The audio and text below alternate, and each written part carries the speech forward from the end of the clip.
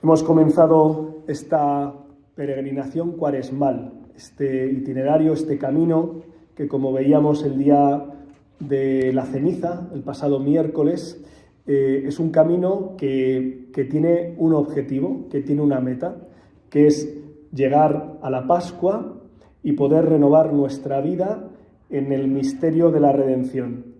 Que la pasión, muerte y resurrección del Señor renueve nuestras vidas. La Cuaresma es un tiempo especialmente de preparación bautismal. Lo que ocurre es que la inmensa mayoría de nosotros, por no decir todos, ya estamos bautizados. ¿Cuál es el objetivo? ¿Para qué nos entrega, para qué nos pone delante la Iglesia una nueva Cuaresma?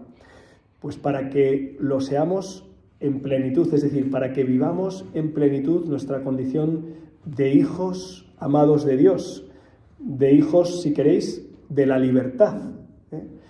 Porque nosotros estamos en la vida en camino hacia la meta, que es el cielo, y en esta travesía, en este itinerario, contamos con la gracia de Dios, con la compañía de la Iglesia, con la intercesión de los santos, pero también experimentamos las luchas, experimentamos las tentaciones.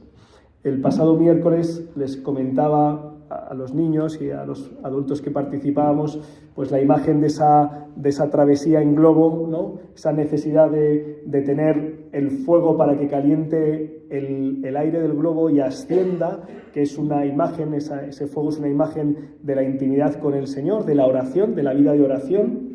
La necesidad de cortar, veis que está amarrado el globo, la necesidad de cortar con los cabos, con las amarras, que es toda la dimensión de la penitencia, la dimensión de la lucha contra el pecado, del sacrificio. Para eso hacemos ayuno, para eso la abstinencia, es decir, para hacer una guerra contra las pasiones desordenadas. Y como tercera dimensión, la limosna, simbolizada y significada en ese compartir los sacos que tiene la cesta del globo, compartirla para que tengamos menos peso y podamos llevar más hacia lo alto. Pero igual que tenemos estas indicaciones, estas invitaciones, tenemos también las insinuaciones del enemigo. Existe un poder maligno, un ente, una persona que está empeñada en vez de que nuestra vida vaya a lo alto, que se quede pegada a la tierra, o mejor, que baje hacia abajo. Sí, la revelación lo expresa de un modo inequívoco y la Iglesia lo manifiesta en su magisterio.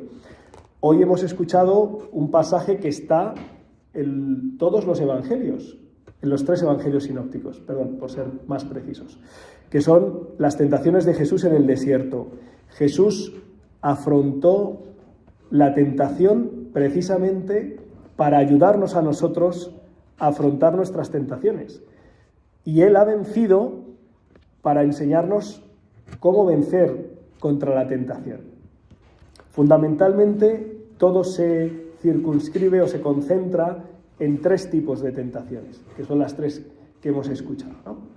La tentación del placer, la tentación del poder, la tentación del honor, de la fama. Creemos que si tenemos el placer, tenemos el poder y tenemos el honor, la fama, el reconocimiento, tendremos vida. El problema es que el maligno, en palabras de San Ignacio de Loyola, el enemigo de la naturaleza humana, para que alcancemos esto tenemos que vender el alma.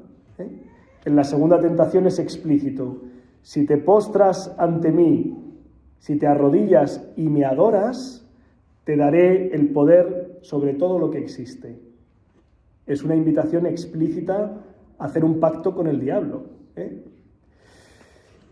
Sin llegar a ese extremo, podría pasarnos que en nuestra vida, pensando que la vida está en alcanzar estas 3 dimensiones, placer, poder, honor, fama, hagamos todo lo que esté en nuestra mano para conseguirlo, pensando que ahí vamos a obtener el descanso del alma y la alegría de nuestra vida, ¿no? ¿Cómo responde el Señor? Bueno, ¿qué experiencia tenemos, hermanos? Pensémoslo un momento. Cuando hemos procurado en nuestra vida hacer todo lo que está en nuestra mano para procurarnos bienestar, comodidad, placer. Pues mirad, es muy fácil. La dinámica es que siempre quieres más, siempre necesitas más, nunca te sacias. Tú puedes estar en un banquete estupendo, comes y gozas del banquete y, por cierto, está bien porque el Señor nos ha hecho de tal manera que nos ha puesto el sentido del gusto para que gustemos, ¿eh? Está bien. ¿Cuál es el problema? Que el que vive para saciarse, para colmarse de gusto, nunca le basta. Y esa es la experiencia que tenemos todos nosotros, seguramente, de haber caído en la gula. Es decir, he comido de más, no hacía falta. ¿Por qué? Pues porque nunca se sacia. He bebido de más, hemos tomado algo de alcohol. Qué bien estábamos, ¿verdad? Hasta que de repente te das cuenta de que ya no estás tan bien, y de que empiezas a estar mal, o a estar muy mal, ¿no? ¿Qué ocurre? Que cuando pones el foco, el objetivo, la meta, en el placer, nunca se alcanza. Es como estos ratones que están en una... ¿Noria se llama? ¿Cómo se llama? O estos... Hay un experimento, precisamente con ratones, de que cada vez que accionaban una palanca recibían algo para comer y se mueren porque revientan, porque no son capaces de parar, porque no son capaces de controlar el gusto del apetito. Este es el fundamento de las adicciones. Vivimos en un mundo en el que hemos proclamado como nunca la libertad. Y hay muchas cadenas, tenemos muchas cadenas, porque hemos puesto, es probable que hayamos puesto el foco, el objetivo, la meta, en el satisfacer ese deseo de placer. ¿Qué dice Jesús? ¿Cómo vence Jesús? No poniendo el corazón, el gusto, la vida, en el saciar ese gusto. Y después haciendo algo más, que luego lo uno con las otras dos tentaciones. Segunda tentación, el poder, el dinero, el poder, el dominio.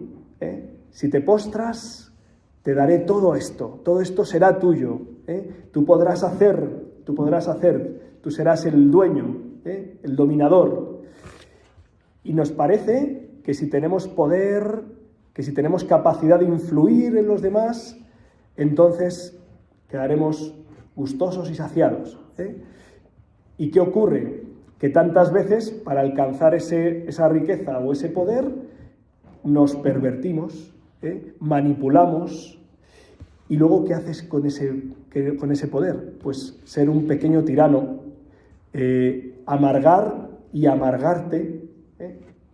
Tercera tentación, la fama, el honor, la gloria.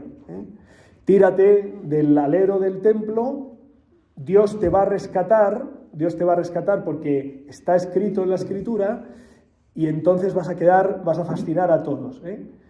Hoy diríamos, vas a ser un gran influencer, vas a tener muchos seguidores, muchos likes, mucho reconocimiento, ¿no? Y te quedas vacío. ¿Cómo vence el Señor estas tentaciones? Pues dice a las tres tentaciones: está escrito en la palabra de Dios. Es decir, Jesús vence al tentador con la fuerza de la palabra de Dios, no dirigiéndose a él, no dialogando con la tentación, sino acudiendo a la fuerza de Dios. Y desde Dios me enseña que el placer no debe ser el objetivo de mi vida. El placer está muy bien como consecuencia de vivir bien, de vivir ordenadamente, de vivir en el orden del amor, pero no como un objetivo en sí mismo, porque entonces se pervierte y entonces se convierte en esa noria donde estamos enganchados siempre buscando más. No solo de pan vive el hombre, sino de toda palabra que sale de la boca de Dios.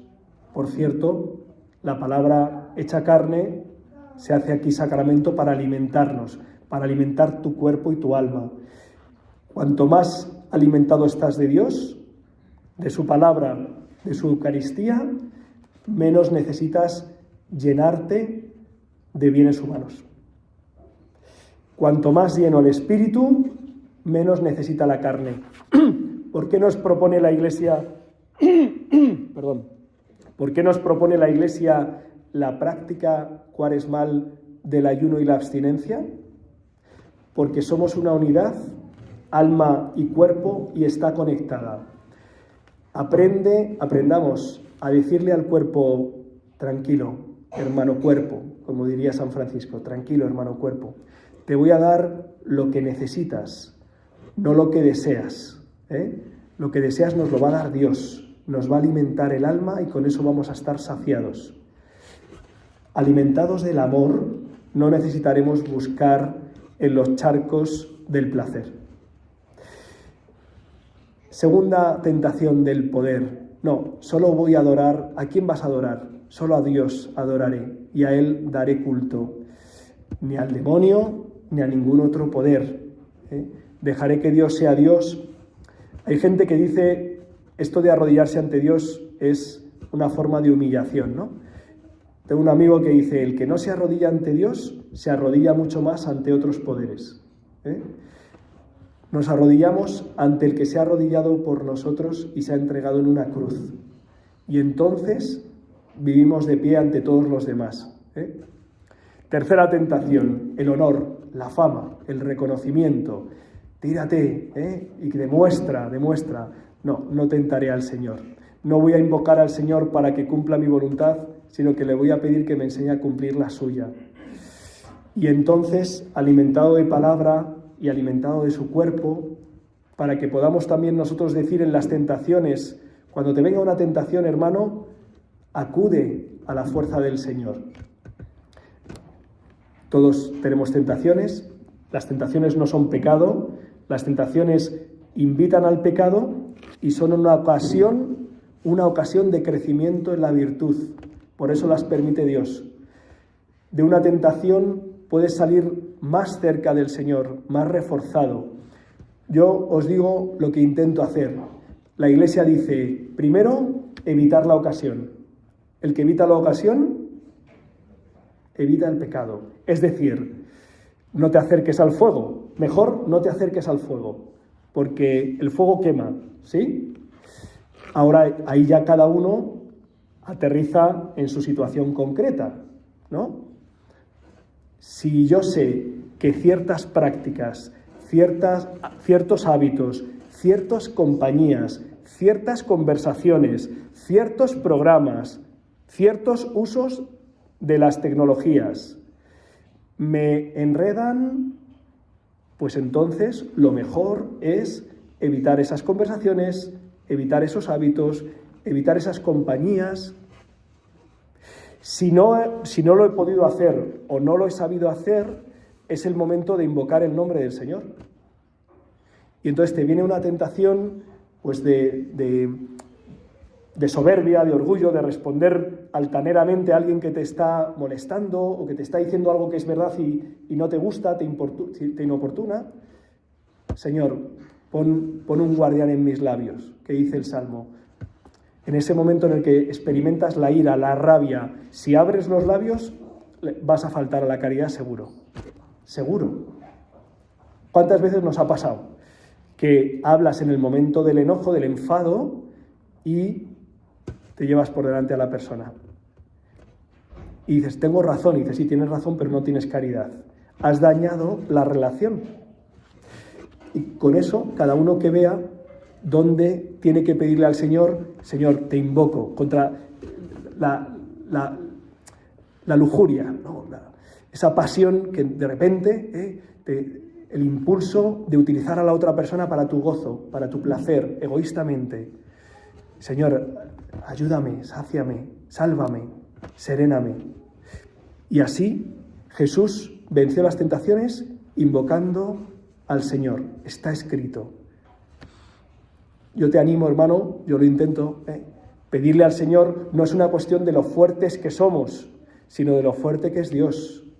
Invocando el nombre del Señor, Él nos acompaña en toda tribulación, hemos dicho en el Salmo, ¿verdad? Él nos acompaña en cada tribulación. Pídele que te ayude, que te libere de esa tentación de vivir para el placer, de vivir para el poder, de vivir para el honor, ¿no? En realidad, que todo el honor y la gloria sea para el Señor. Le pedimos, para terminar, a María. María es la mujer que pisa la cabeza de la serpiente. Veía hace un par de meses un documental sobre exorcismos y aparecían varios sacerdotes exorcistas que hacen oraciones para expulsar la presencia del demonio de algunos hermanos. Y decían que el demonio odia profundamente a la Virgen María porque es una criatura, es un ser humano que Dios le ha dado un poder para pisarle la cabeza. El rezo del rosario, invocar su nombre, tiene una gran fortaleza. Que ella nos ayude a pisarle la cabeza a la serpiente cuando se acerque en nuestras vidas a hacer insidias, alejarnos del amor de Dios. Que así sea.